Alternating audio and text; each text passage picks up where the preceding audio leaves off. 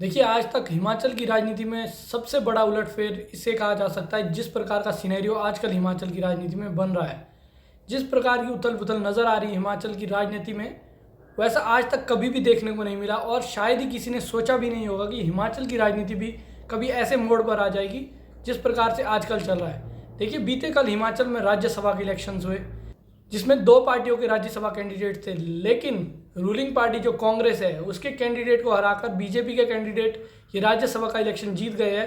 ये बहुत बड़ा उलटफेर है, क्योंकि हिमाचल में इस वक्त जो रूलिंग करंट गवर्नमेंट है वो कांग्रेस की है। उसके बावजूद भी कांग्रेस का जो कैंडिडेट है वो राज्यसभा का इलेक्शन हार गया है। इसके बाद से मामला यहीं नहीं रुका, इसके बाद से मामला यहाँ तक बढ़ चुका है कि अब जो कांग्रेस की करंट रूलिंग गवर्नमेंट है हिमाचल में, उसे अपनी मेजोरिटी प्रूव करनी होगी। यहाँ तक मामला पहुँच चुका है कि हिमाचल में कांग्रेस की सरकार गिर भी सकती है। देखिए, हिमाचल की राजनीति में सबसे बड़ा उलटफेर है आज तक का। ये ऐसा कहाँ से शुरू हुआ, ये क्या सारा पूरा मामला है, मैं आपको बताता हूँ शुरू से। देखिए, हिमाचल में और भारत के और सारे स्टेट्स में राज्यसभा के इलेक्शंस हुए थे, जिसमें से हिमाचल में भी हुआ था एक सीट के लिए राज्यसभा का इलेक्शन। इसमें अगर देखा जाए तो हिमाचल में मेनली बीजेपी और कांग्रेस से ही हमेशा कैंडिडेट्स रहते हैं, और हिमाचल में बीजेपी के जो कैंडिडेट थे वो थे हर्ष महाजन, और जो कांग्रेस से थे वो थे अभिषेक मनु सिंघवी। मैं सबसे पहले आपको सिनेरियो बताता हूँ, क्या प्रोसेस रहता है राज्यसभा के इलेक्शंस का, किस प्रकार से राज्यसभा जो कैंडिडेट्स है वो चुना जाता है। देखिए, अगर आप लोकसभा के इलेक्शंस में देखें तो हम जो नॉर्मल जनता है, लोग हैं, वो डायरेक्टली वोट करते हैं इलेक्शंस के लिए और अपने कैंडिडेट को चुनने के लिए। लेकिन राज्यसभा में नहीं होता है ऐसा। देखिए, राज्यसभा में होता है कि जो हमने लेजिस्लेटिव असेंबली के लिए यानी कि एमएलए, लोगों के द्वारा एमएलए चुने गए हैं, वो आगे वोट करते हैं राज्यसभा में किसे चुना जाएगा उनके लिए। एमपीज़ का अगर देखा जाए, जिस प्रकार से मेंबर ऑफ पार्लियामेंट लोगों द्वारा डायरेक्टली चुना जाता है, डायरेक्टली वोट किया जाता है, और उसी प्रकार से एमएलएज को भी है। लेकिन जब राज्यसभा की बात आती है तो उसमें सिनेरियो थोड़ा अलग रहता है। उसमें एमएलएज वोट करते हैं। देखिए, हिमाचल में 68 सीटें हैं विधानसभा की, इसमें एमएलएज 68 एमएलएज चुन के गए जिन्हें लोगों ने वोट दिया है। उसके बाद राज्यसभा के लिए उन 68 एमएलएज की वोटिंग होगी। जिस प्रकार से एमएलएज वोट करेंगे, जिसकी तरफ वोट करेंगे वही कैंडिडेट आगे चुनकर जाएगा राज्यसभा में। ये पूरा प्रोसेस रहता है राज्यसभा का। और इसे उलटफेर क्यों कहा जा रहा है, अब यहीं पर आप समझिए। देखिए, हिमाचल में करंट गवर्नमेंट है कांग्रेस की, और चुनाव हुए थे हमारे विधानसभा के, उस वक्त कांग्रेस की 40 सीटें आई थी 68 में से, और वहीं पर 25 सीटें आई थी बीजेपी की।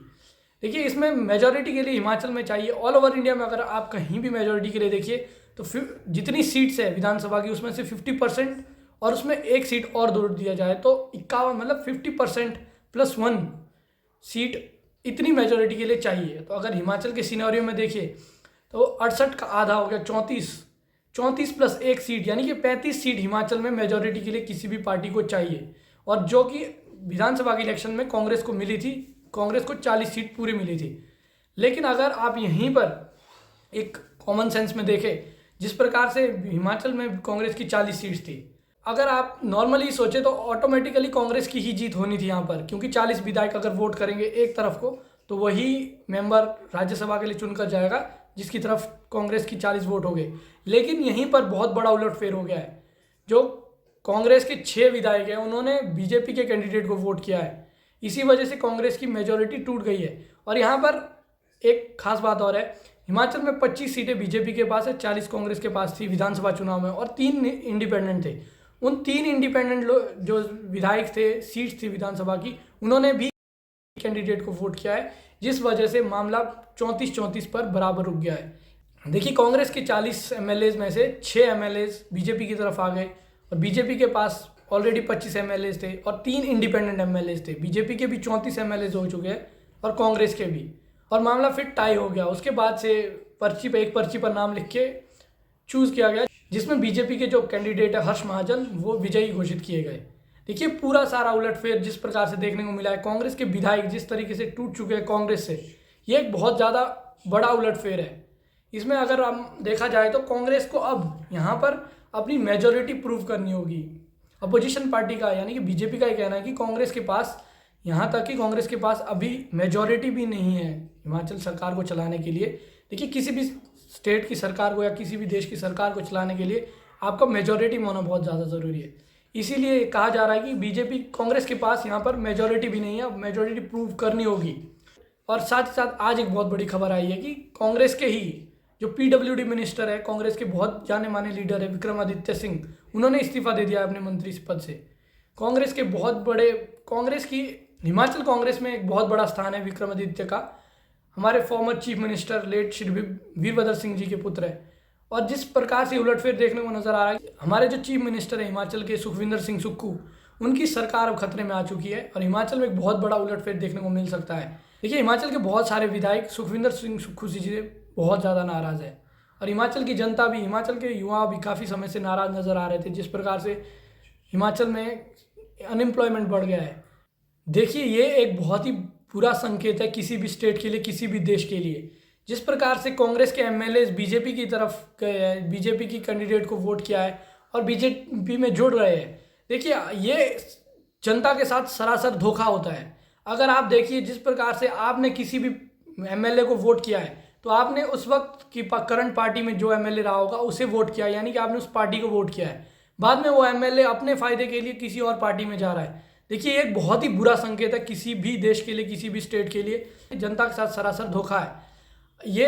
अगर आपको अपने फायदे के लिए किसी और पार्टी के साथ जा रहे हैं, और यहाँ पर हिमाचल के जो सीएम सुखविंदर सिंह सुक्खू हैं, उन्होंने इल्ज़ाम भी लगाया बीजेपी के पर कि वह हिमाचल के जो एमएलएज हैं उन्हें खरीद रहे हैं, उन्हें पैसे देकर जोर जबरदस्ती कर कर उन्हें कन्वर्ट कर रहे हैं अपनी पार्टी में।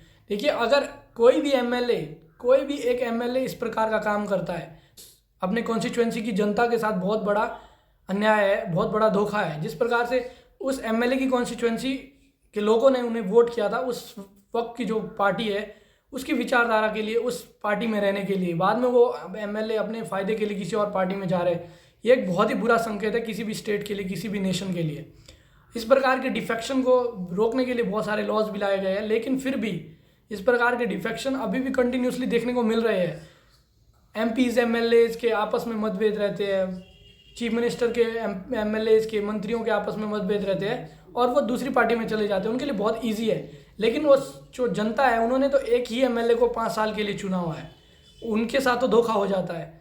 इस प्रकार की जो डिफेक्शन है इसे रोका जाना चाहिए और देखते हैं हिमाचल की राजनीति में आगे क्या होता है, इस पर भी नज़र बनाए रखेंगे। और आपका क्या कहना है कि इस प्रकार का जो कन्वर्जन है, एक एमएलए दूसरी पार्टी में जा रहा है, तीसरी पार्टी में जा रहा है, इसके बारे में आपका क्या कहना है? कमेंट करके ज़रूर बताएं। जय हिंद।